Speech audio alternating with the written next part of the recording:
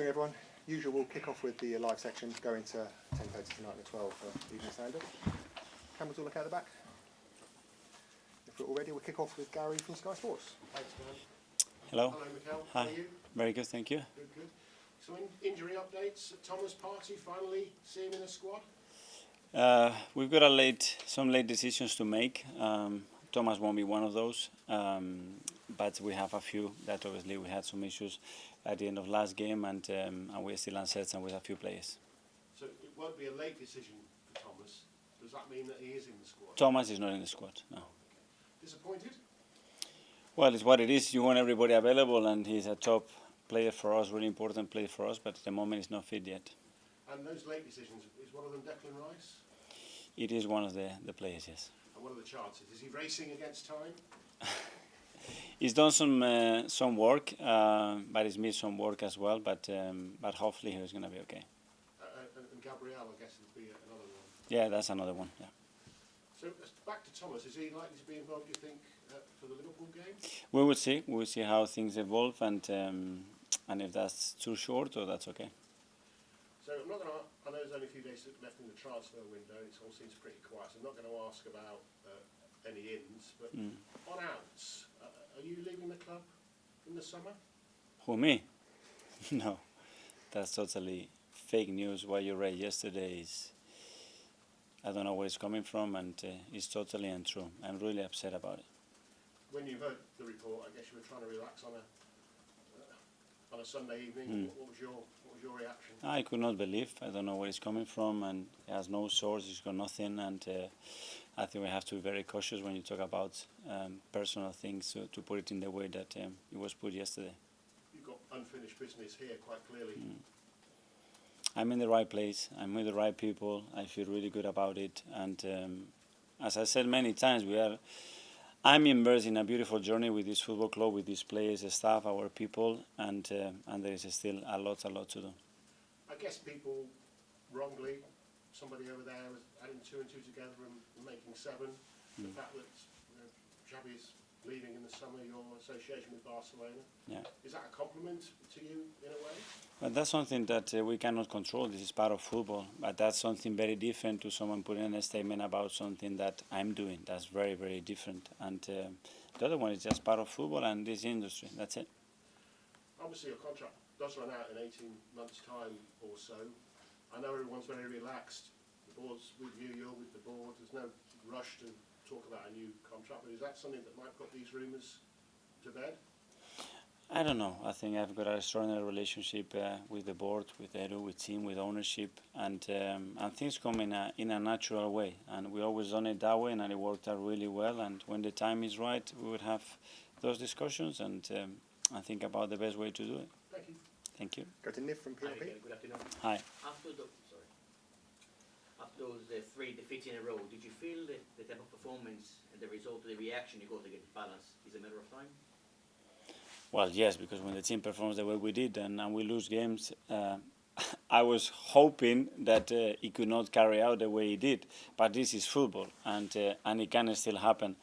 But I was very confident that it was coming because I could see the team, the way it was playing, performing, how upset and angry they were not to have what we deserved. And as well, it was, I think, a motivation as well to, after the break, put it right and get back on track. Looking at Nottingham Forest tomorrow, you had roughly 10 days to prepare. They had significantly less.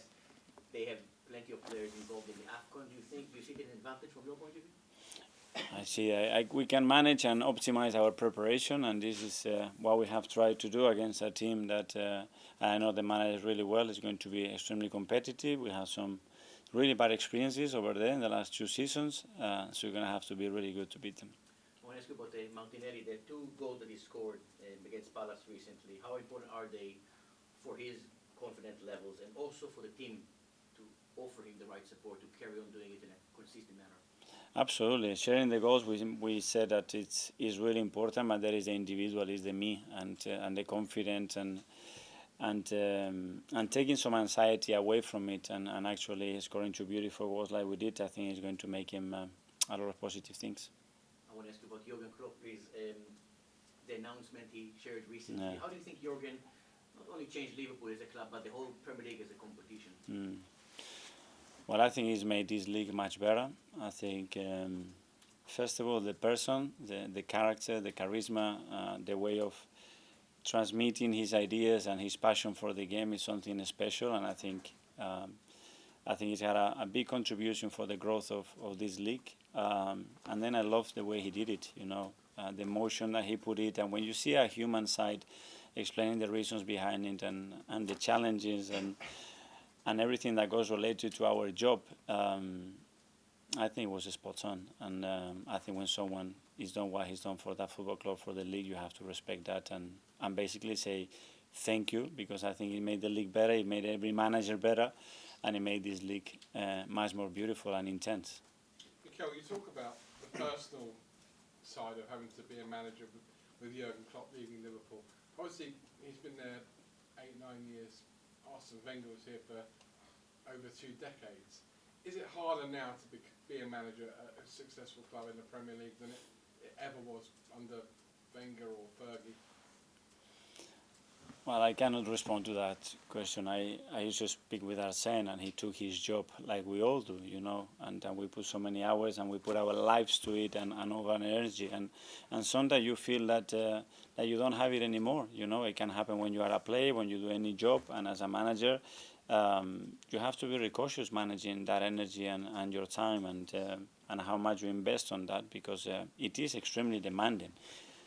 I love it, and I'm young, and I have a lot of energy, but I understand that after so many years, I think with Jurgen it was 24 years doing a different job in different countries, is something that naturally happens. But you're also high energy, high intensity.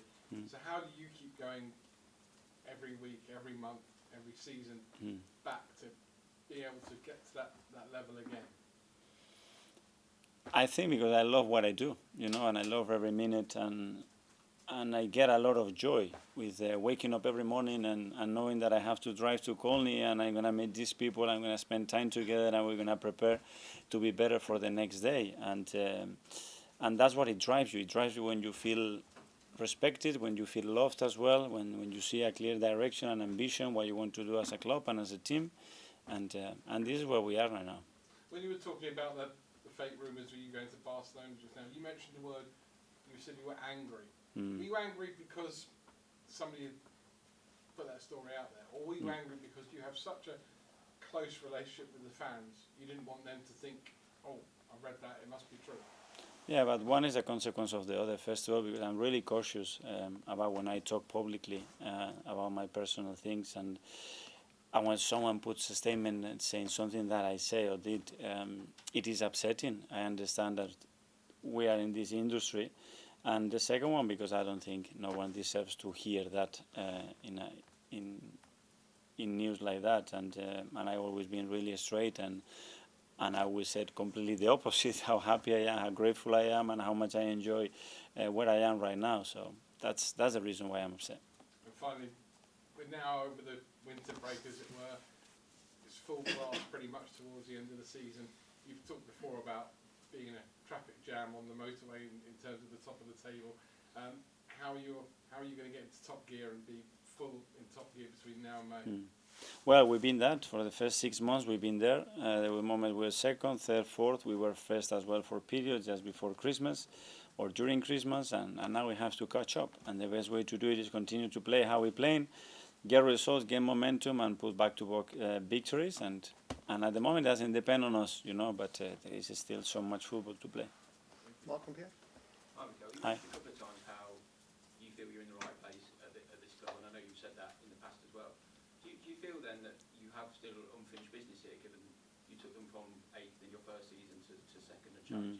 You're still not finished here at all, right? There is a lot to do here as well, and we all share that ambitions, and you can feel it as well, that we want more, that we're not satisfied, and the club wants to take again another push and another level in everything that we are doing, and this is where we are, and we need everybody on board to achieve it, and I'm certainly on board.